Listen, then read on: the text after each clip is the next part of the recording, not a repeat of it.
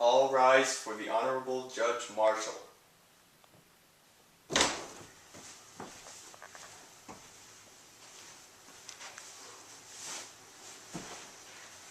Today, February 24th, 1803, we have the case of Marbury versus Madison.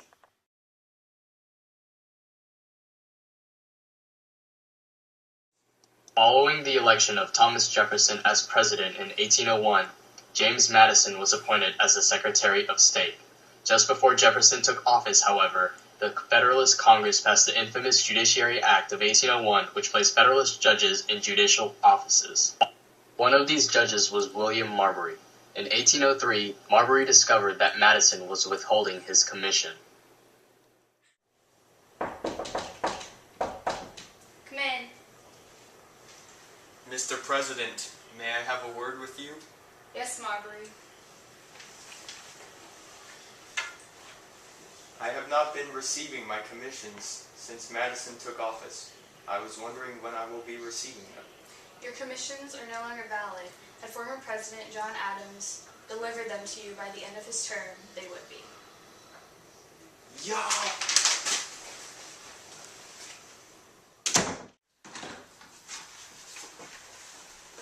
This is an outrage. As Justice of Peace in the District of Columbia, I demand to receive my compensation for the work I have done on my cases. As such, I am applying directly to the Supreme Court for a writ of mandamus. So be it. As Chief Justice, I will preside over the case.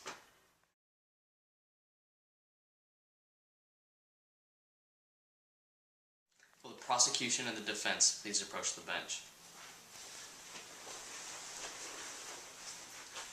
Your Honor, I am suing in order to obtain the commission that is rightfully mine, that Madison has been withholding from me since he took office.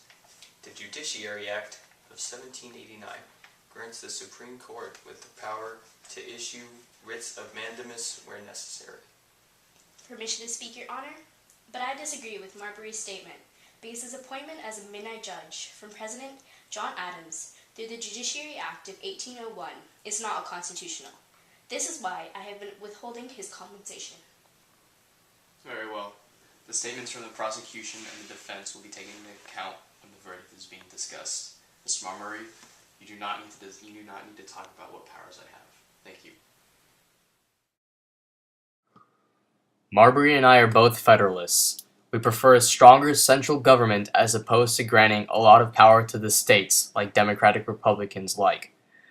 Even if I was to pronounce Madison guilty, the Democratic Republicans in the executive branch would not grant a writ to give Marbury his commission. It is in my best interests as a Federalist to avoid a direct political showdown because of the transition of power from Federalists to Democratic Republicans. Marshall's goal was to reinforce the influence of federalism in the central government, with the Democratic Republican Thomas Jefferson holding the executive branch.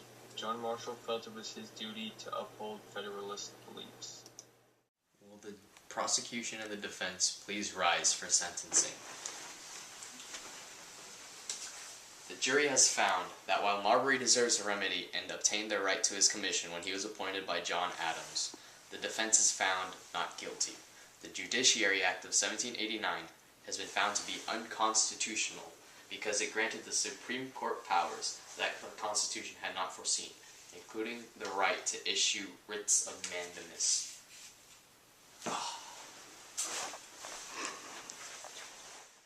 Due to the result of this case, I will be establishing the judicial review, which will grant any judge of any case the ability to have the final and last decision regarding the result of that case. This will weaken the Democratic-Republican-infested executive branch, while simultaneously strengthening the judicial branch, which, as a Federalist, I believe in because it strengthens the national government as a whole.